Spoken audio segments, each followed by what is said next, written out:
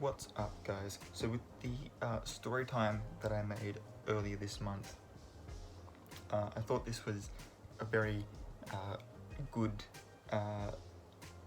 sort of celebration, observation, whatever you want to call it, to follow. But today is World Intellectual Property Day, and so I'm going to sort of talk a little bit about that.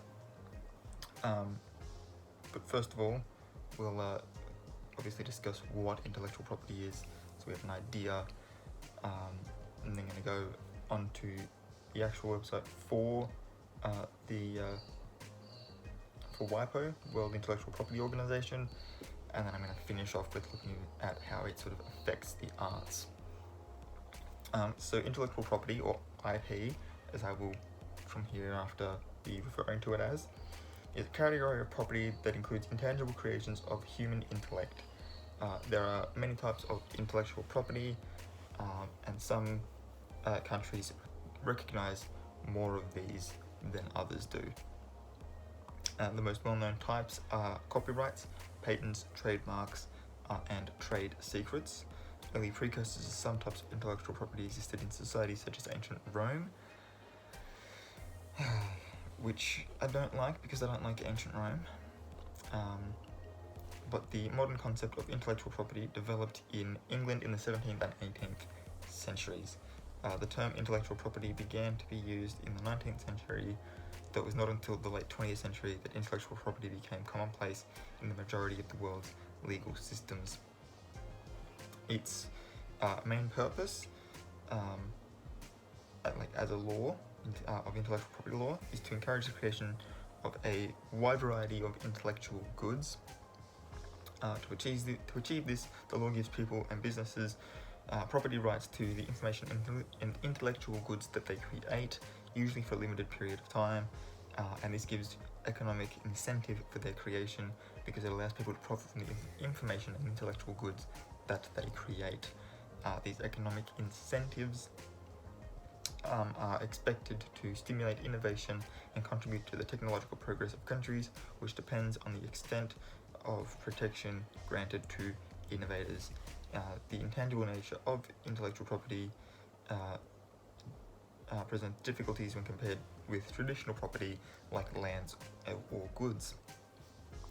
Unlike traditional property, intellectual property is indivisible, since an unlimited number of people can consume an intellectual property without it being depleted, because ideas can be shared over and over and over again and over and over again, which is how art fits very easily into being an intellectual property. Additionally, investments in intellectual goods suffer from problems of appropriation. A landowner can surround their land with a robust fence and hire armed guards to protect it, but a producer of information or literature can usually do very little to stop their first buyer from replicating it and selling it at a lower price. Balancing rights so that they are strong enough to encourage the creation of intellectual goods, but not so strong that they prevent the goods' wide use, is the primary focus of the modern intellectual property law. Obviously, as my story time earlier this month went, respecting another creator's intellectual property, whether they've got a patent out on it or registered that particular thing under their name or not, is very important, but also understanding the business and the legal side of how these laws work is also important. So we're on WIPO site, as I said before, World Intellectual Property Organization, and it says every April 26, which is today, we celebrate World Intellectual Property Day to learn about the role that intellectual property rights play in encouraging innovation and creativity. World IP Day 2020 puts innovation and the IP rights that support it at the heart of efforts to create a green future, which is this year's theme, create a green future. Why? Because the choices we make today will shape our tomorrow. The earth is our home and we need to care for it. And obviously at the moment, with everyone staying inside, the environment is able to, at least in part, recover from the absolute onslaught that we've been putting it through. So yeah, there is more to that. There's a little button that says more, and it drops down this nice little bit. If you're interested in reading it, I'll leave the link down below. But we're going to move on to how this affects the arts industry. Alright, so I'll also leave this one below, creativesandbusiness.com, intellectual property for artists and creative entrepreneurs. Again, it's got copyrights, trademarks, trade names, patents, and this is an introduction. Wow, this is some small writing. Let's see if we can enlarge that a little bit for me. Cool. If you're an artist or other creative entrepreneur, you are involved in the world of intellectual property, whether you know it or not. Let me see if I can just sit this up beside the camera a little bit, maybe. Intellectual property deals with the things that are created and gives them certain rights and protections under the law, which we've already covered. This includes rights for artistic, musical, film and literary works, the creation of symbols, designs and phrases, inventions and processes. In general, these types of intellectual property fall under the categories of copyrights, trademarks and patents. So obviously they're listing artistic, musical, film and literary works, so books, movies, music, and then pretty things to look at, like that poster, illustrations, sculptures, those sorts of things, anything you would see in an art museum basically, because those other ones you don't go to a museum to see. Creation of symbols, so graphic designers fall into this, designs and phrases. I think it should also go to cover particular like things like comedy acts and stuff.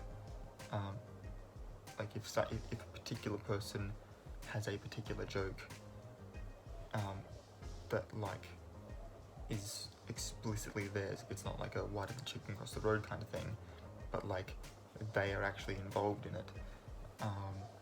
I think that should kind of fall under this as well, but I don't know if that's in here. Anyway, in working with the creative community, it never ceases to, obviously whoever wrote this is speaking in the first person here, but it never ceases to amaze me how little understanding and how much misinformation there is on the subject. Recently I asked my students, so he's a teacher, let's not assume gender, they're a teacher or a professor at a college perhaps, recently asked their students what they've been taught about copyrights. Well, you can copy up to 30% of someone else's work to create your own. Really, let me get this right. You can copy up to 30% of a portrait I created. Which 30%? The bottom, the top, how about the middle 30% with the face? Trust me, if you copy the middle 30%, the part with the face, there will be trouble and you may lose. Early in my career as management consultant, I had intellectual property lawyers as clients. They paid me to calculate damages caused when others stepped over the line with regard to their clients' copyrights, trademarks, trade names, and patents. These monetary damages can climb quickly enough to pay the client, lawyers, and consultants like me a pretty penny. It would be nice if the rules regarding intellectual property were clear and easy to understand, but they're not, which kind of just goes with the territory of intellectual property itself is also not exactly easy to understand. Excuse me. Continuing, I have a friend who is an intellectual property lawyer and he jokes, put two lawyers in a room and you have 12 problems. You need to know the basics so you can protect your property and don't infringe the rights of others as you develop your creative works.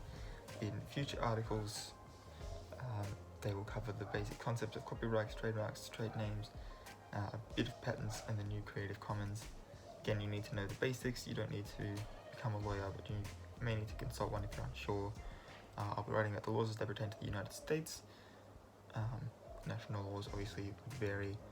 He continues to go on. He's got copyright here. There's a whole bunch of dot points, trademarks, a whole bunch of dot points, patents, a whole bunch of dot points, Creative Commons, and then that's the end of that. That particular page, obviously, this person has a full blog, but yeah, as you can see, a lot of that the arts very, very easily fits into intellectual property. I'm also pretty sure there's like a time, like the limited timestamp. I think, could be wrong here, but I think it's 60 years or somewhere around that length. And so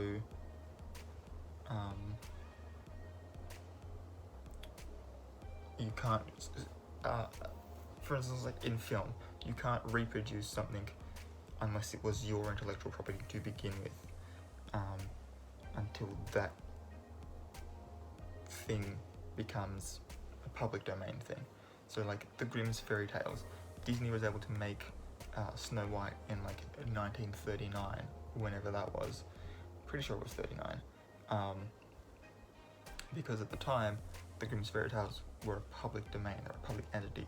But once Disney had made a film for Snow White, they would have had to, any other company that wanted to make a Snow White film would have had to wait until it became a public entity again, because from date of release sort of thing until it became public domain again, it was sort of unofficially, or at least legally, the property of the Walt Disney Company. And so similarly with more recently, like Spider-Man, we've had in my lifetime 2 different reboots, but it's always been Sony rebooting it because they don't want their film rights to revert back to being Marvel's film rights, because Marvel is now a sort of rival film film production company. And so you don't want, and especially with how much money and how popular Spider-Man as a character is, I know that they've got the sharing agreement now, but that again is another legal document that sort of says that this other company can have a hand in this,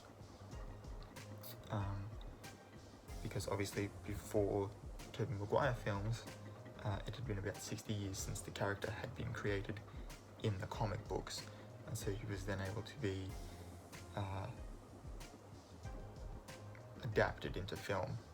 Marvel had also sold the film rights to them, so they legally owned it by way of acquisition, by like monetary gain. And obviously, when you put this law with a whole bunch of other laws that kind of surround it, you tend to get a little bit muddy. But there is like a time frame on it, and if you create something, particularly in film, because film is, literary works too. There's a lot of publishing companies. So say for instance classics like Dracula and Frankenstein. Obviously, Bram Stoker and Mary Shelley are not alive. They were alive in the 1800s when those books were written. But new editions of those books are still printed, whether it's the same publishing company or like a descendant of that same publishing company or not. Really depends on